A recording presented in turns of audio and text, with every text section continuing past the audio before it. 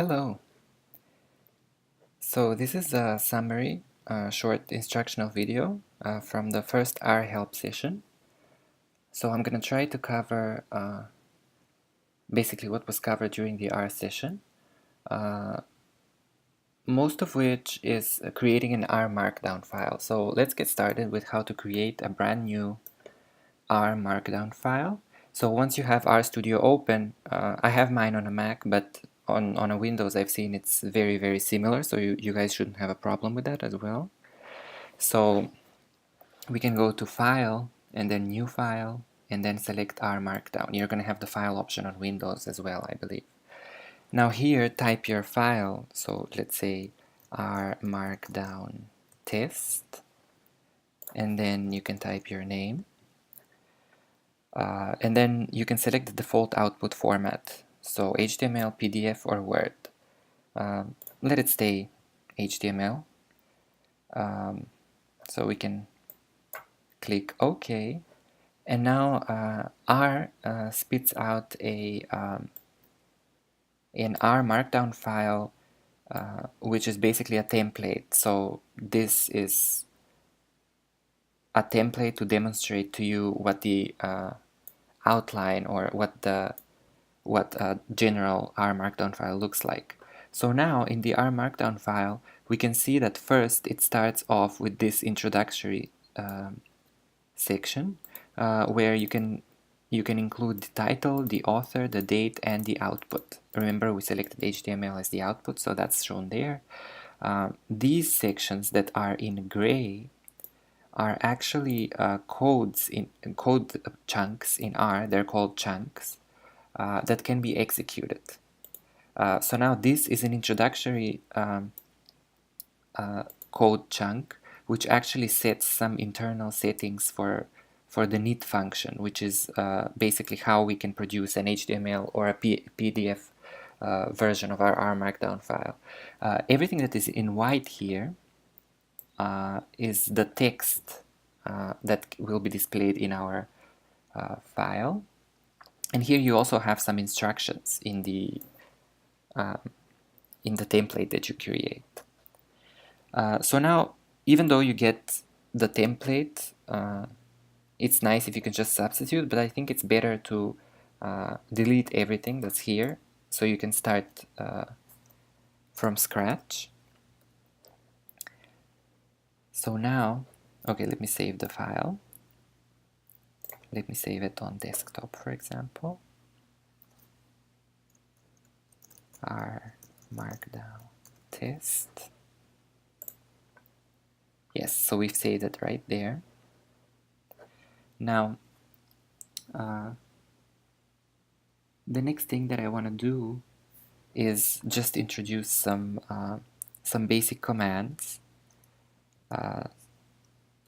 So we denote the code chunks with those small apostrophe signs, which are actually next to the key for 1 on your keyboard, left of the key for number 1 on your keyboard. And always you have to use the curly brackets and put R. You don't need all of this other stuff. So you put R because you're denoting that this is code that's actually written for R. That's a way you can think about it. And here you can just put some commands. So basically let's assign, similar to the homework, a variable. Let's say A is 15 and let's say B is 23, and then we will first sum the two, and then let's say we will multiply the two. So now you can click run here to run only that chunk of code, and you can see the result is given here right below the chunk. Or when your cursor is inside the chunk, you can go here and then click run current chunk, which again gives you the same result. Okay, so next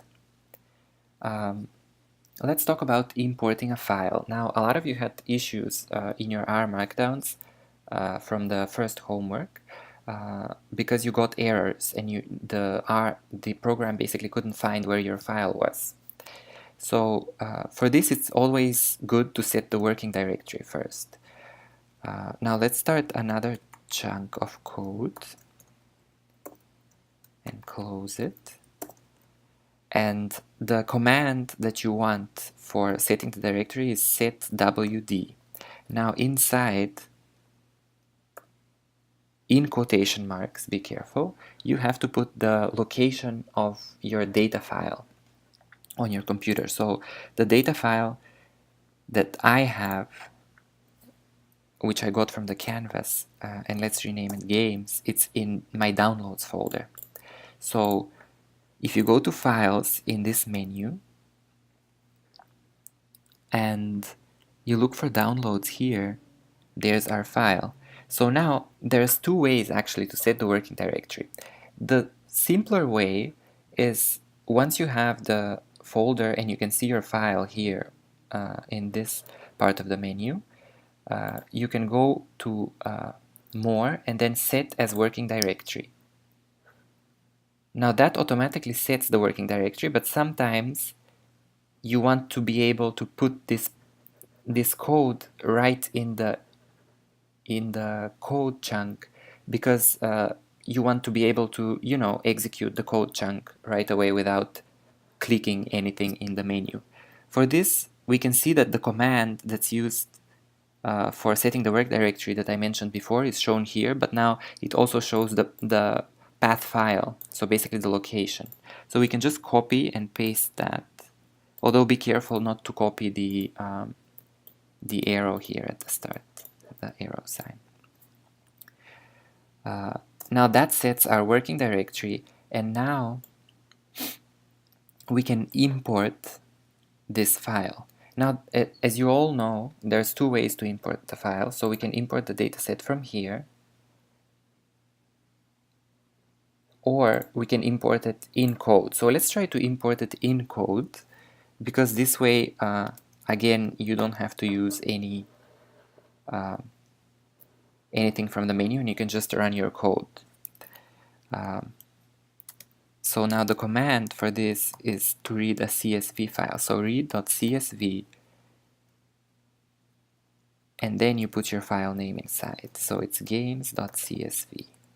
Now let's try to run this chunk. Okay, so it worked, but this whole red thing, it says that the working directory was changed to my downloads folder inside a notebook chunk. So it says that the working directory will be reset when the chunk is finished running. So it's just warning you that the working directory, for example, for this chunk, when you run it, it's going to be the default one from before. So everything worked fine. If you import a data file, it's going to show up here, and you can click on it and view all the values that you have inside. And then you can go through and select the different parts. So for example, data, let's say we want to display, so looking at these, let's say we want to display away score. So let's say we want to sum data, and then from data we want to pick away score. So it gives us that option, and we can run the file, and there we have the sum basically of that column of away score. So it's always useful to try to import the file from a CSV format. You can try, as you can see here, to import it from an Excel format, but that sometimes might cause problems, because inside Excel cells, you might accidentally have a content and miss it and not see it, and then maybe you'll have like a space that you cannot see, and that might cause some problems. So it's always preferable to convert any file to a CSV when you import into R.